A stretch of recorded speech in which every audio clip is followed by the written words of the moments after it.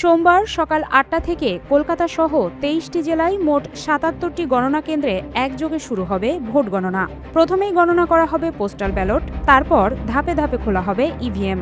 সাধারণত দুপুর ১২টার মধ্যেই বোঝা যায় কোন দিকে ঝুঁকছে ফলাফল, তবে চূড়ান্ত ফল পেতে কিছু ক্ষেত্রে রাত পর্যন্ত অপেক্ষা করতে হতে পারে। এবারের নির্বাচন ঘিরে উত্তেজনা ছিল তুঙ্গে, আর ফল ঘোষণার আগের মুহূর্তেও সেই উত্তেজনা কমেনি। শাসক দল তৃণমূল কংগ্রেস যেমন জয়ের ব্যাপারে আত্মবিশ্বাসী, তেমনি বিজেপিও দাবি করছে তারা পরিবর্তন আনতে চলেছে।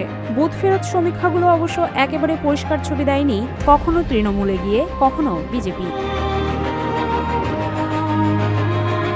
নিরাপত্তার দিক থেকেও কোনো খামতি রাখা হয়নি। স্ট্রং রুমে কড়া পাহারায় রাখা হয়েছে ইভিএম ও ব্যালট। ৩ স্তরের নিরাপত্তা বলয় তৈরি করা হয়েছে প্রতিটি গণনা কেন্দ্রে। কেন্দ্রীয় বাহিনীর পাশাপাশি রাজনৈতিক দলগুলোও নিজেদের নজরদারি চালাচ্ছে। প্রতিটি কাউন্টিং এজেন্টকে দেওয়া হয়েছে কিউআর কোডযুক্ত পরিচয়পত্র, আর মোবাইল ফোন নিয়ে প্রবেশের উপর রয়েছে কড়াকড়ি নিষেধাজ্ঞা।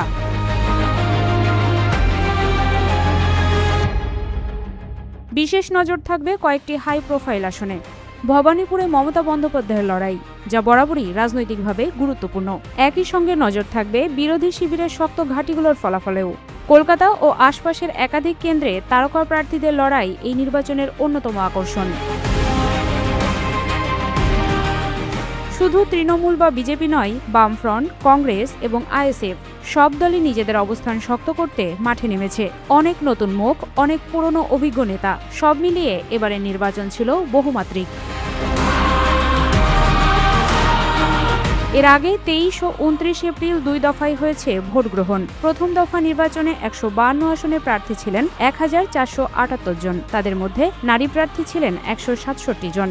দ্বিতীয় দফার ১৪২ আসনে প্রার্থী ছিলেন ১,৪৪৮ জন, তাদের মধ্যে নারী প্রার্থী ছিলেন ২২০ জন। এখন সবার নজর একটাই, কার ভাগ্যে জুটবে জয়? সব প্রশ্নের উত্তর মিলবে আগামীকাল। রাজ্যের মানুষ অপেক্ষা করছে নতুন সরকার, নতুন সমীকরণ আর নতুন রাজনৈতিক অধ্যায়ের সূচনার জন্য।